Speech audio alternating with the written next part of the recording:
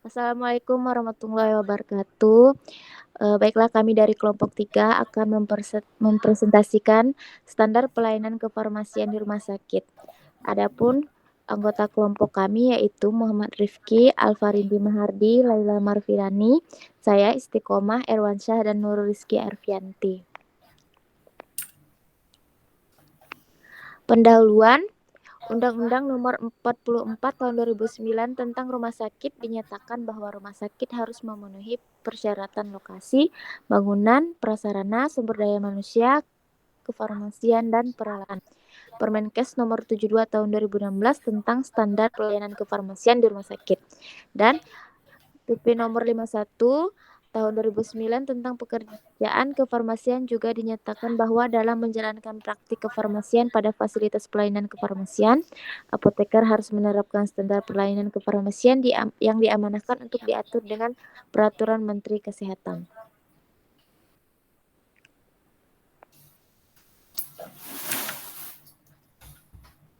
Peranan apoteker farmasi di rumah sakit.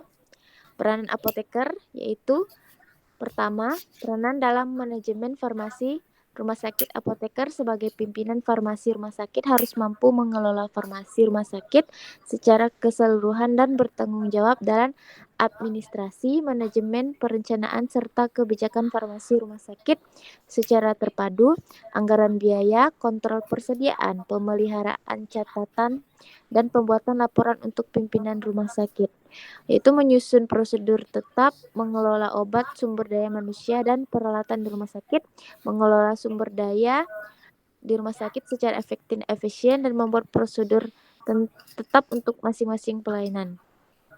Yang kedua, peranan dalam pengadaan perbekalan farmasi. Perencanaan pengadaan kebutuhan perbekalan farmasi memerlukan kajian yang cermat, tepat, dan teliti berdasarkan pada stok yang ada serta dilakukan pengkajian obat yang akan diadakan sesuai formularium.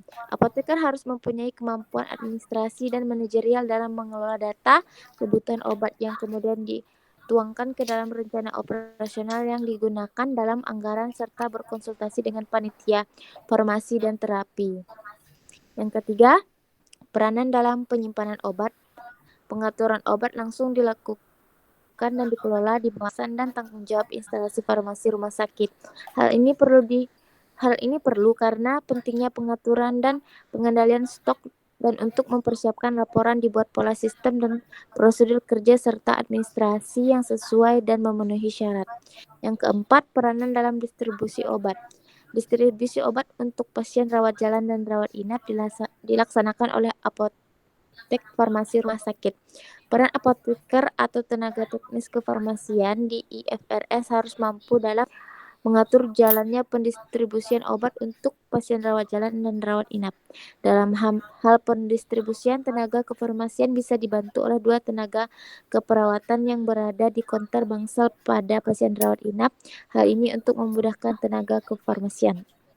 Yang kelima, peranan dalam kontrol kualitas obat. Seorang apoteker atau tenaga teknis kefarmasian sebagai pelaku kontrol terhadap kualitas obat, genetika, analitik, biologis, mikrobiologis, fisika, dan kimia. Karena hal ini dapat mempengaruhi kualitas pelayanan dan juga pendapatan rumah sakit. Next. Yang keenam, peranan sebagai pusat informasi. Apoteker tidak hanya sebagai sarana, juga sebagai pusat informasi, diantaranya memberikan informasi mengenai obat bagi yang memerlukan, mengevaluasi dan membandingkan obat-obatan yang tergolong dalam satu kelompok farmakologis, membantu para dokter dalam pemilihan obat yang aman dan efektif, mendidik tenaga paramedis, bertukar informasi dengan apoteker di rumah sakit lain untuk lebih meningkatkan pengetahuan tentang cara memberikan informasi mengenai obat. Yang ketujuh, peranan dan kasih nasihat konsultasi sebagai komunikan antara tenaga kefarmasian dengan pasien. Nasihat pun konsultasi mengenai keluhan dari pasien dan menetapkan sesuai KIE.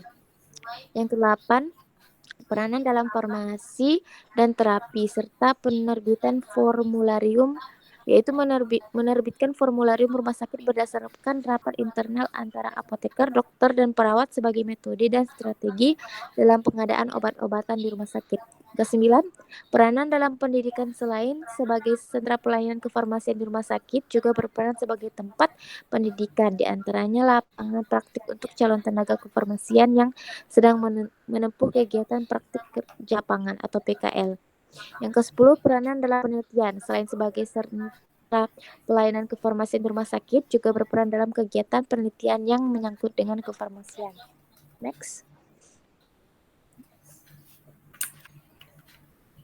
Yang pertama, pelayanan kefarmasian. Pelayanan kefarmasian di rumah sakit meliputi dua kegiatan, yaitu kegiatan bersifat manajerial berupa pengelolaan sediaan farmasi, alat kesehatan, dan bahan medis habis pakai, dan kegiatan pelayanan farmasi klinik. Kegiatan tersebut harus didukung oleh sumber daya manusia dan sarana dan prasarana.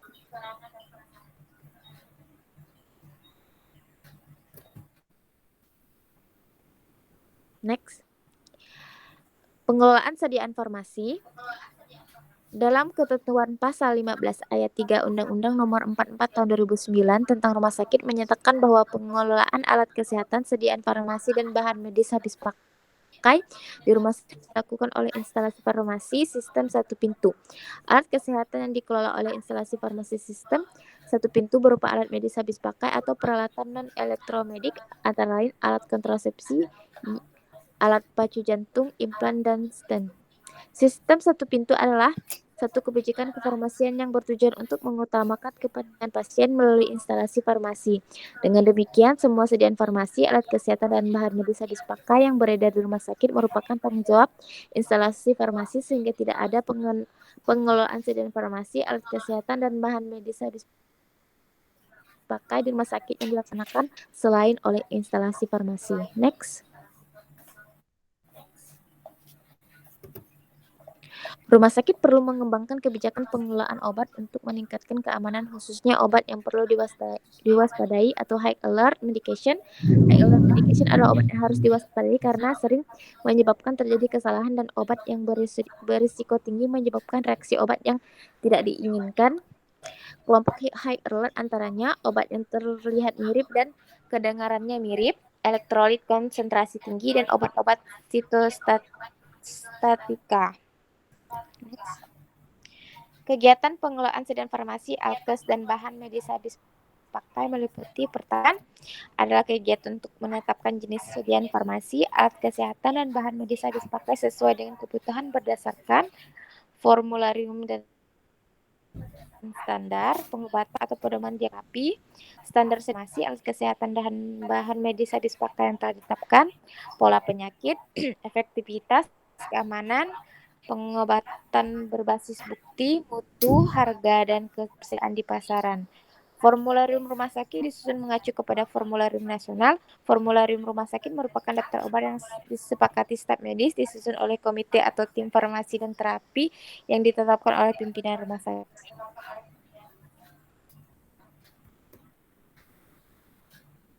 Yang kedua, perencanaan kebutuhan merupakan kegiatan untuk menentukan jumlah dan periode pengadaan sediaan farmasi dan bahan medis habis pakai sesuai dengan hasil kegiatan pemilihan untuk menjamin terpenuhinya kriteria tepat jenis, tepat jumlah, tepat waktu, dan efisien.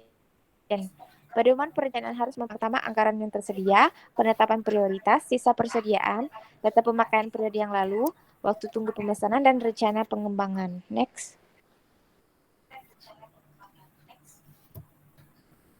Yang ketiga, pengadaan merupakan kegiatan yang dimaksud merealisasikan perencanaan kebutuhan. Hal-hal yang perlu diperhatikan dalam pengadaan sediaan farmasi, alat kesehatan, dan bahan medis habis pakai di antara lain. Yang pertama, bahan baku obat harus disertai sertifikat analisa.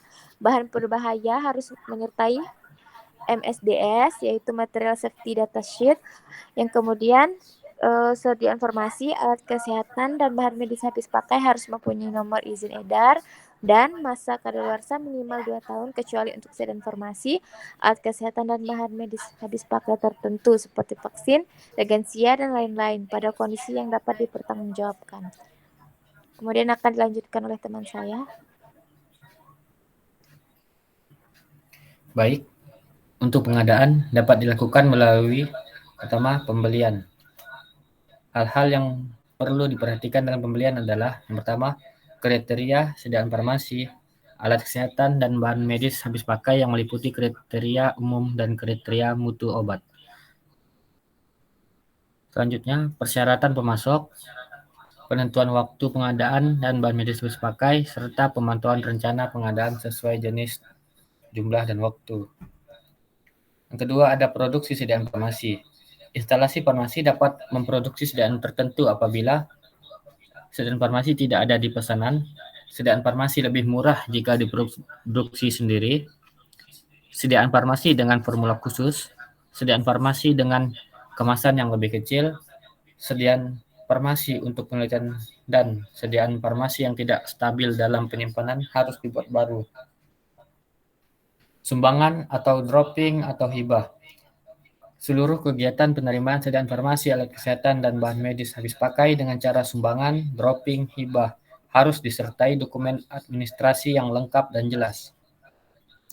Instalasi farmasi dapat memberikan rekomendasi kepada pimpinan rumah sakit untuk mengembalikan, menolak sumbangan, dropping, hibah yang diterima jika tidak bermanfaat bagi kepentingan pasien rumah sakit. Penerimaan merupakan kegiatan untuk menjamin kesesuaian jenis spesifikasi, jumlah, mutu, waktu penyerahan, dan harga yang tertera dalam kontrak atau surat pesanan dengan kondisi fisik yang diterima. 5. Penyimpanan. Penyimpanan harus dapat menjamin kualitas dan keamanan sediaan farmasi, alat kesehatan, dan bahan medis habis pakai sesuai dengan persyaratan kefarmasian yang meliputi stabilitas, keamanan, sanitasi. Kemudian metode penyimpanan dapat dilakukan berdasarkan kelas terapi, bentuk sediaan dan jenis, serta disusun secara alfabetis dengan menerapkan FIFO atau Freeze Expired Freeze Out dan FIFO First In First Out, sertai sistem informasi manajemen. Rumah sakit harus dapat menyediakan lokasi penyimpanan obat emergensi untuk kondisi kegawat daruratan. Tempat penyimpanan harus mudah diakses dan terhindar dari penyalahgunaan pencurian. Pendistribusian merupakan suatu rangkaian kegiatan dalam rangka menyalurkan atau menyerahkan sediaan farmasi, alat kesehatan, dan medis habis pakai dari tempat penyimpanan sampai kepada pasien dengan tetap menjamin mutu, stabilitas jenis, jumlah, dan ketepatan waktu. Sistem distribusi di unit pelayanan dapat dilakukan dengan cara sistem persediaan lengkap di ruangan atau floor stock di ruangan rawat disiapkan dan dikelola oleh instalasi farmasi. Sistem resep perorangan atau resep pasien rawat inap dan rawat jalan melalui instalasi farmasi. Sistem unit dos digunakan untuk pasien rawat inap, serta sistem kombinasi bagi pasien rawat inap dengan menggunakan kombinasi. 7. Pemusnahan dan penarikan sediaan farmasi, alat kesehatan, bahan medis habis pakai apabila produk tidak memenuhi persyaratan mutu, mengalami kadaluarsa, tidak memenuhi syarat untuk dipergunakan dalam pelayanan kesehatan atau kepentingan ilmu pengetahuan, dan atau dicabut izin edarnya. 8. Pengendalian dilakukan terhadap jenis dan jumlah persediaan dan penggunaan dilakukan oleh instalasi farmasi harus bersama komite tim farmasi dan terapi di rumah sakit. Untuk cara pengendaliannya adalah melakukan evaluasi persediaan yang jarang digunakan, melakukan evaluasi persediaan yang tidak digunakan dalam waktu 3 bulan berturut-turut atau dead stock. Stock of name yang dilakukan secara periodik dan berkala. Kemudian yang ke-9, administrasi. Kegiatan administrasi terdiri dari pencatatan dan pelaporan administrasi keuangan, administrasi penghapusan. Serta yang ke-10, manajemen risiko. Pengelolaan sediaan farmasi, alat kesehatan, dan bahan medis habis pakai, menentukan konteks manajemen risiko pada proses pengelolaan mengidentifikasi risiko, menganalisa risiko, mengevaluasi risiko, serta mengatasi risiko.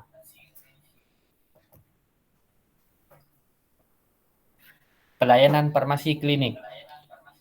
Pelayanan farmasi klinik merupakan pelayanan langsung yang diberikan apoteker kepada pasien dalam rangka meningkatkan outcome terapi dan meminimalkan risiko terjadinya efek samping karena obat untuk tujuan keselamatan pasien, sehingga kualitas hidup pasien terjamin. Adapun pelayanan farmasi klinik yang dilakukan oleh apoteker meliputi pengkajian dan pelayanan resep, penelusuran riwayat penggunaan obat, rekonsiliasi obat, pelayanan informasi obat atau PIO, konseling, visit, pemantauan terapi obat atau PTO, monitoring efek samping obat atau MESO, evaluasi penggunaan obat atau EPO, dispensing dan steril, dan pemantauan kadar obat dalam darah (PKOD). Selanjutnya akan disampaikan oleh teman saya.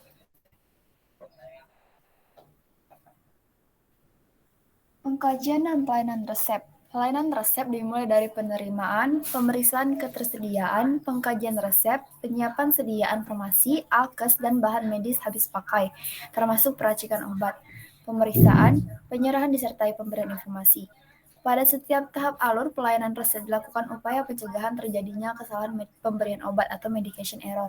Kegiatan ini untuk menganalisa adanya masalah terkait obat. Bila ditemukan masalah terkait obat, harus dikonsultasikan kepada dokter penulis resep. Apoteker harus melakukan pengkajian resep sesuai persyaratan administrasi, persyaratan farmaseutik, dan persyaratan klinis baik untuk pasien rawat inap maupun rawat jalan. Persyaratan administrasi meliputi nama, umur, jenis kelamin, berat badan, dan tinggi badan pasien. Dan kedua, nama, nomor izin, alamat, dan paraf dokter. Yang ketiga, ada tanggal resep dan ruangan atau unit asal resep. Persyaratan farmaseutik meliputi nama obat, bentuk dan kekuatan sediaan, dosis dan jumlah obat, stabilitas dan aturan dan cara penggunaan. Persyaratan klinis meliputi ketepatan indikasi, dosis dan waktu penggunaan obat, duplikasi pengobatan atau ROTD,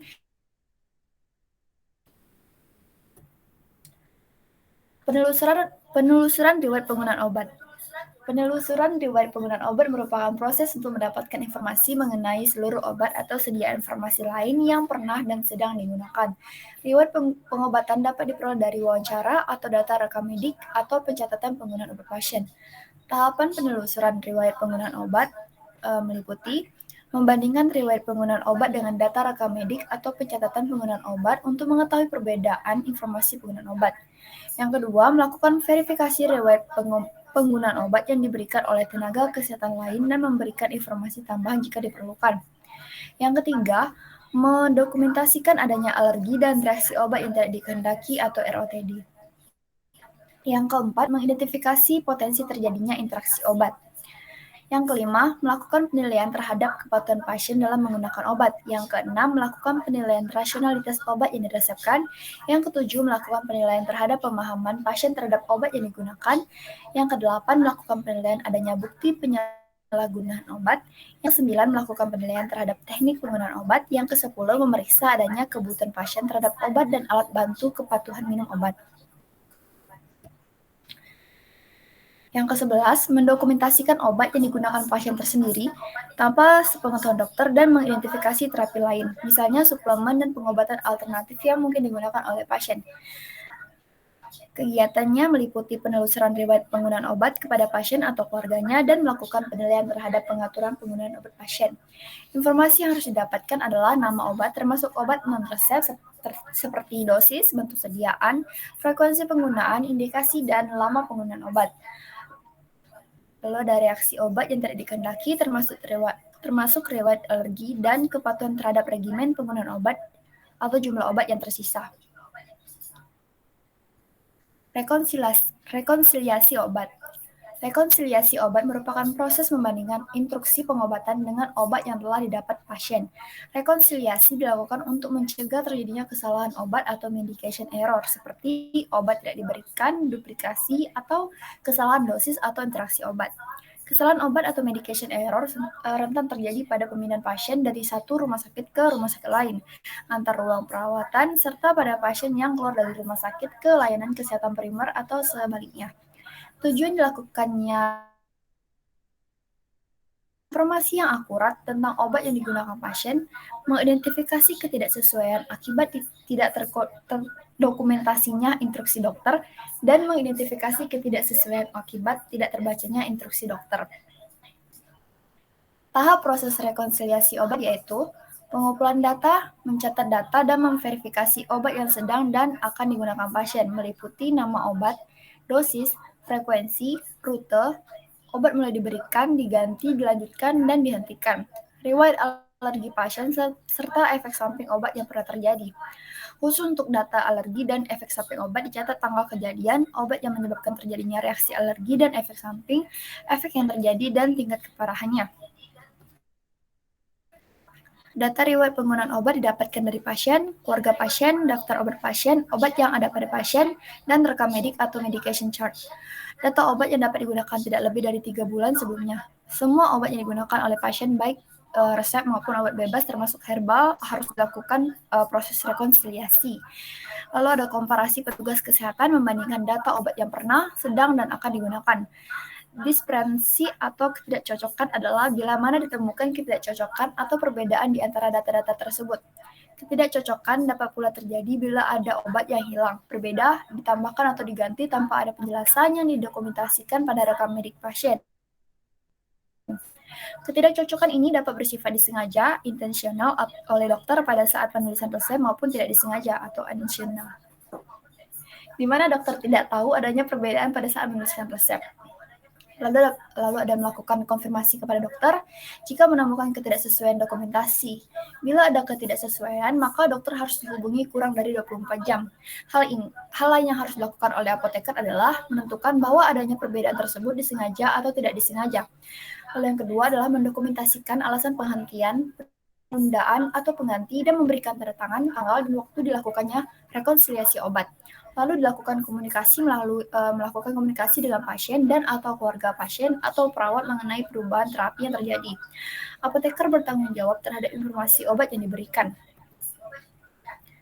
Untuk pelayanan informasi obat atau PIO ini merupakan kegiatan penyediaan dan pemberian informasi rekomendasi obat yang independen, akurat, tidak bias, terkini, dan komprehensif yang dilakukan oleh apoteker kepada dokter, apoteker, perawat, profesi kesehatan lainnya, serta pasien dan pihak lain di luar rumah sakit.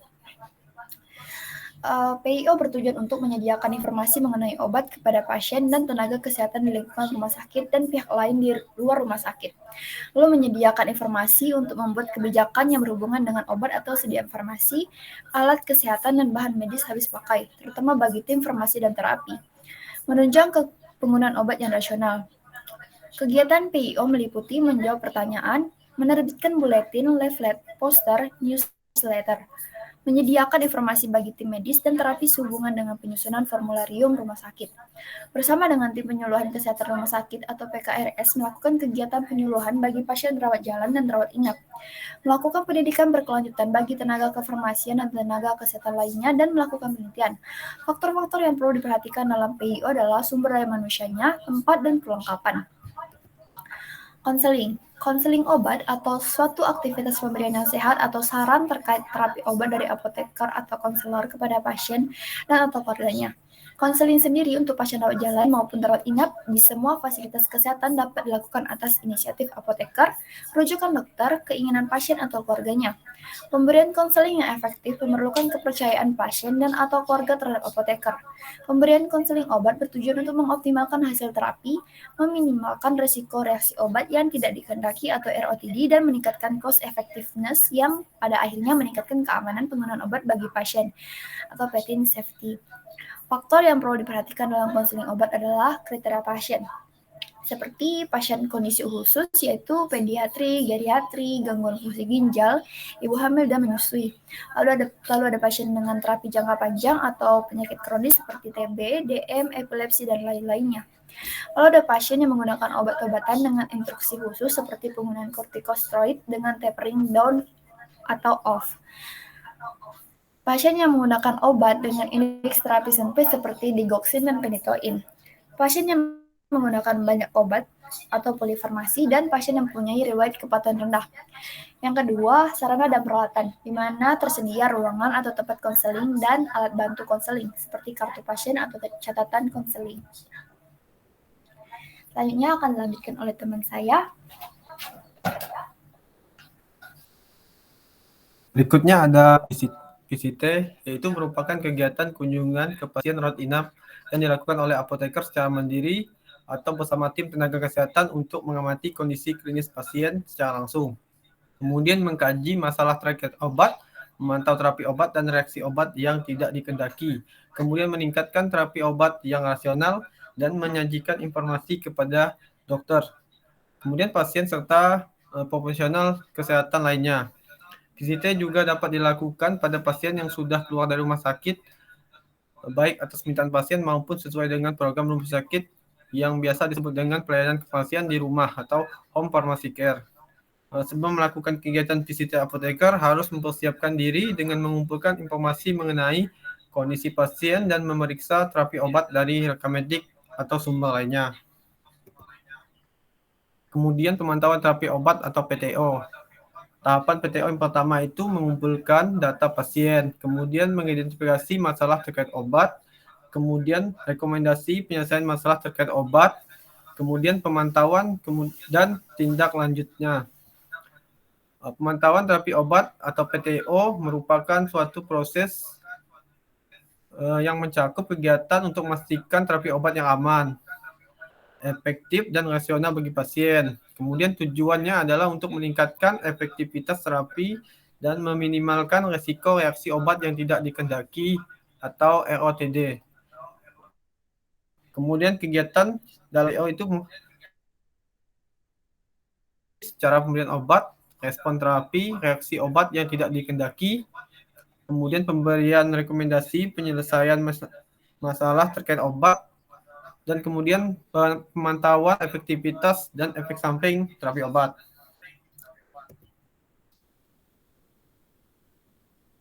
Kemudian ada monitoring efek samping obat atau MESO. MESO merupakan kegiatan pemantauan setiap respon terhadap obat yang tidak dikehendaki yang terjadi pada dosis lazim yang digunakan pada manusia untuk tujuan profilaksis, diagnosa, dan terapi. Kemudian efek samping obat adalah reaksi obat yang tidak dikehendaki yang terkait dengan kerja farmakologi. Tujuannya itu pertama untuk menemukan efek samping obat atau ESO sedini mungkin, terutama yang berat, tidak dikenal frekuensinya atau jarang. Kemudian menentukan frekuensi dan insiden SEO yang sudah dikenal dan yang baru saja ditemukan. Kemudian mengenal hebatnya ESO. Kemudian minimalkan risiko kejadian reaksi obat yang tidak dikehendaki dan mencegah terulangnya kejadian reaksi obat yang tidak dikehendaki. Kemudian faktor yang perlu diperhatikan yang pertama ada kerjasama dengan pasien dan terapi dan ruang rawat. Kemudian ketersediaan formulir monitoring efek samping obat. Kemudian ada evaluasi penggunaan obat atau EPO. EPO ini merupakan evaluasi penggunaan obat yang terstruktur dan berkesinambungan secara kualitatif dan kuantitatif. Adapun tujuannya itu mendapatkan gambaran keadaan saat ini atas pola penggunaan obat. Kemudian membandingkan pola penggunaan obat pada periode waktu tertentu. Kemudian untuk memberikan masukan untuk perbaikan penggunaan obat. Kemudian juga untuk menilai pengaruh intervensi atas pola penggunaan obat tersebut.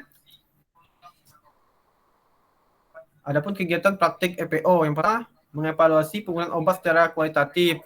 Yang kedua, mengevaluasi penggunaan obat.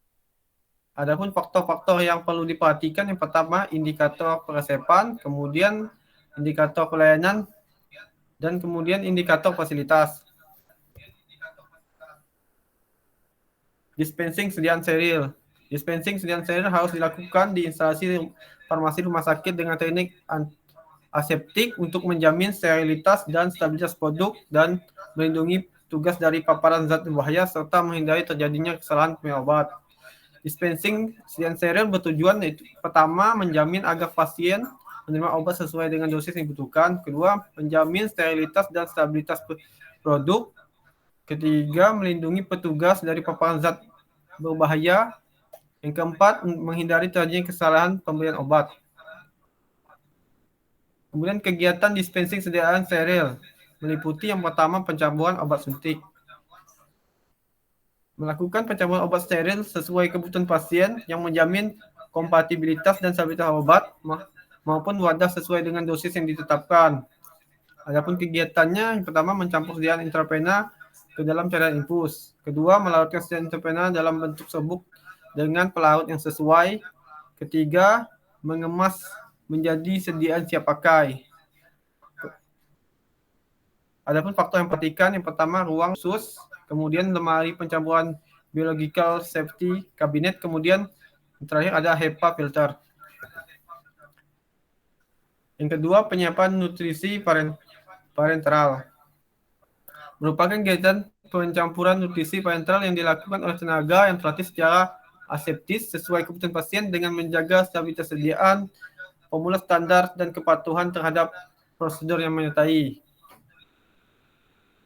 Adapun kegiatan dalam dispensing khusus, yang pertama ada mencampur sediaan karbohidrat, protein, lipid, vitamin, mineral untuk kebutuhan perorangan. Kemudian mengemas ke dalam kantong khusus untuk nutrisi. Kemudian faktor yang perlu diperhatikan, yang pertama tim yang terdiri dari dokter, apoteker, perawat, ahli gizi, kemudian dan peralatan. Kemudian ada ruangan khusus, kemudian ada lemari pencampuran biologi, dan yang terakhir ada kantong khusus untuk nutrisi parenteral. Yang ketiga, penanganan sediaan sitostatik. Penanganan sediaan sitostatik merupakan penanganan obat kanker secara aseptis dalam kemasan siap pakai sesuai kebutuhan pasien oleh tenaga farmasi yang terlatih dengan pengalian pada keamanan terhadap lingkungan, petugas maupun sediaan obat dari efek toksik dan kontaminasi dengan menggunakan alat pelindungan diri, mengamankan pada saat pencampuran, distribusi maupun proses pemberian kepada pasien sampai pembuangan limbahnya. Kemudian ada pemantauan kadar obat dalam darah atau PKOD. PKOD merupakan interpretasi hasil pemeriksaan kadar obat tertentu atas permintaan dari dokter yang merawat karena indeks terapi yang sempit atau atas usulan dari apoteker kepada dokter. Tujuannya itu pertama untuk mengetahui kadar obat dalam darah, kemudian untuk memberikan rekomendasi kepada dokter yang merawat. Adapun kegiatannya, yang pertama untuk melakukan penilaian kebutuhan pasien yang membutuhkan pemeriksaan kadar obat dalam darah. Kemudian mendiskusikan kepada dokter untuk bertujuan melakukan pemeriksaan kadar obat dalam darah. Yang ketiga, menganalisis hasil pemeriksaan kadar obat dalam darah dan memberikan rekomendasi. Adapun manajemen risiko pelayanan farmasi klinik, yang pertama ada faktor risiko yang terkait karakteristik kondisi klinik pasien. Di mana faktor risiko yang terkait karakteristik kondisi klinik pasien akan berakibat terhadap kemungkinan kesalahan dalam terapi. Faktor risiko tersebut adalah umur, gender, etnik, ras, status kehamilan, status nutrisi, status sistem imun, fungsi ginjal, dan fungsi hati. Kemudian yang kedua ada faktor risiko yang terkait penyakit pasien. Ada terdiri dari 3 faktor, yaitu yang pertama tingkat keparahan, persepsi pasien terhadap tingkat keparahan. Kemudian ada tingkat cedera yang ditimbulkan oleh keparahan penyakit. Yang ketiga ada faktor risiko yang terkait farmakoterapi pasien. Ini meliputi toksisitas, profil reaksi obat tidak dikehendaki, kemudian ada rute dan teknik pemberian, persepsi pasien terhadap toksisitas, rute dan teknik pemberian, dan ada ketepatan terapi. Sumber daya kefarmasian. Yang pertama ada sumber daya manusia. Instalasi farmasi harus memiliki apoteker dan tenaga teknis kefarmasian yang sesuai dengan beban kerja dan petugas penunjang lainnya agar tercapai sasaran dan tujuan instalasi farmasi. Kemudian ketersediaan jumlah tenaga apoteker dan tenaga teknis kefarmasian di rumah sakit dipenuhi sesuai dengan ketentuan, klasifikasi, dan perizinan rumah sakit yang ditetapkan oleh Menteri. Kemudian ada sarana dan peralatan. Penyelenggaraan pelayanan kefarmasian di rumah sakit harus didukung dengan sarana dan peralatan yang memenuhi ketentuan dan perundang-undangan kefarmasian yang berlaku. Lokasi harus menyatu dengan sistem pelayanan rumah sakit, dipisahkan antara fasilitas untuk penyelenggara manajemen, pelayanan langsung kepada pasien, racikan, produksi, dan laboratorium mutu yang dilengkapi penanganan limbah. Kemudian ada peralatan yang memerlukan ketepatan pengukuran harus dilakukan kalibrasi alat dan peneraan secara berkala oleh Balai Pengujian Kesehatan dan institusi yang berwenang. Peralatan harus dilakukan pemeliharaan, evaluasi secara berkala dan berkesinambungan. Fasilitas utama dalam kegiatan pelayanan di instalasi farmasi terdiri dari pertama ada ruang kantor atau administrasi, kemudian ada ruangan penyimpanan sediaan farmasi, alat kesehatan dan bahan medis habis pakai, kemudian ada ruangan distribusi sediaan farmasi, alat kesehatan dan bahan medis habis pakai. Kemudian ada ruangan konsultasi atau konseling obat, kemudian ada ruangan pelayanan informasi obat, selanjutnya ada ruangan produksi, ada ruangan aseptic dispensing, kemudian ada laboratorium farmasi, kemudian ada ruangan penyimpanan nutrisi parenteral. Macam-macam peralatannya, yang pertama peralatan kedua peralatan sistem komputerisasi, ketiga peralatan produksi, keempat peralatan aseptic dispensing, dan kelima ada peralatan penyimpanan. Perorganisasian di rumah sakit harus dapat menggambarkan pembagian tugas, koordinasi, kewenangan, fungsi, dan tanggung jawab rumah sakit. Berikut merupakan beberapa orang di rumah sakit yang terkait dengan kefarmasian. Kemudian instalasi farmasi meliputi perorangan, sediaan farmasi, alat kesehatan, dan bahan medis yang dipakai. Kemudian ada pelayanan farmasi klinis. Kemudian komite tim farmasi dan terapi. Selanjutnya ada komite tim lainnya yang terkait. Tim farmasi dan terapi TFT. Dalam pengorganisasian rumah sakit dibentuk tim farmasi dan terapi atau TFT yang merupakan unit kerja dalam memberikan rekomendasi kepada pimpinan rumah sakit mengenai kebijakan penggunaan obat di rumah sakit, dan anggotanya terdiri dari dokter yang mewakili semua spesialisasi yang ada di rumah sakit.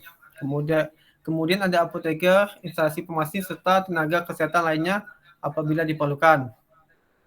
TFT harus dapat membina hubungan kerja dengan komite lain di dalam rumah sakit yang berhubungan atau berkaitan dengan penggunaan obat.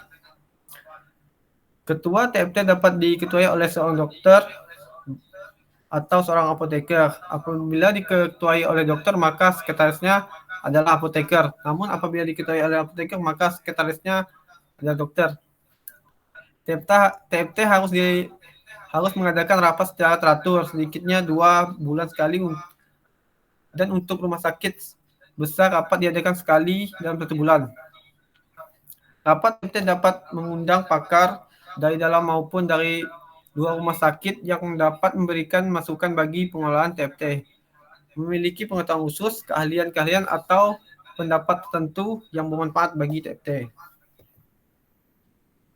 Adapun tugasnya, yang pertama mengembangkan kebijakan tentang penggunaan obat di rumah sakit. Kedua, melakukan seleksi dan evaluasi obat yang akan masuk dalam formularium rumah sakit. Ketiga, mengembangkan standar terapi. Yang keempat, mengidentifikasi permasalahan dalam penggunaan obat. Yang kelima, melakukan intervensi dalam meningkatkan penggunaan obat yang rasional.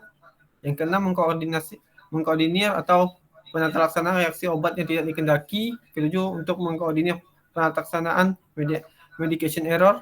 Kemudian ke-8, menyebarluaskan informasi terkait kebijakan penggunaan obat di rumah sakit.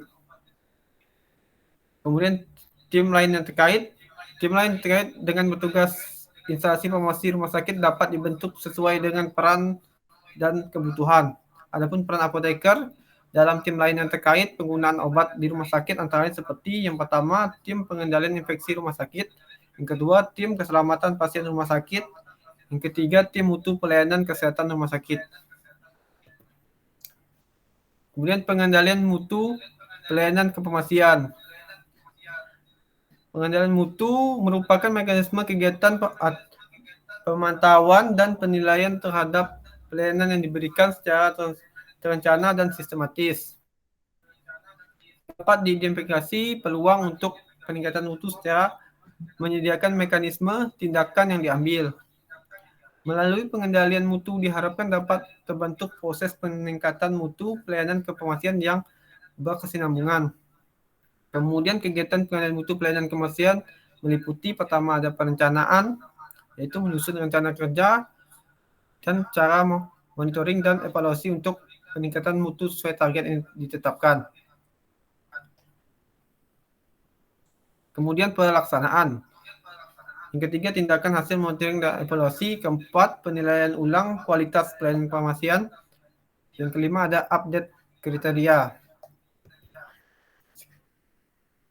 Berikut daftar pustaka yang kami gunakan. Sekian, terima kasih. Kurang lebihnya mohon maaf. Wabillahi taufiq wal hidayah. Wassalamualaikum warahmatullahi wabarakatuh.